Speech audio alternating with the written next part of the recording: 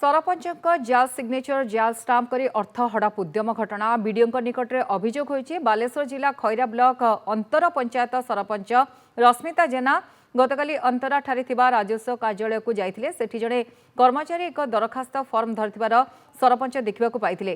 परे से form T आनी देखिबा बेले फॉर्म रे थिबा सरपंच दस्तखत और स्टाम्प नकली बोली जानिबाकू पाइथिले। सांगे सांगे से घटना को नहीं सिमुलिया थाना और खैरा बीडीओ अनंत कुमार हांसदा को अभियोग करछंती। ए जालियाती केबेठारु होईछि ताहा तदंत करिया पई बीडीओ को अनुरोध करछंती सरपंच।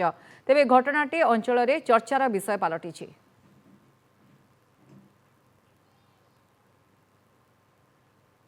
गत 20 तारीख दिन मु जानिबाक पाइली जे मो बिना नकली सिग्नेचर जालियाती करी मो स्टाम्प मो पैड मो सिग्नेचर पूरा नकल थिला।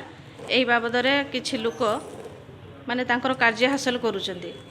तेणुक से बाबद में मोर कौन असुविधा आगू न होगा मो बीडीओ सार पाख आप्लिकेसन देते आसती।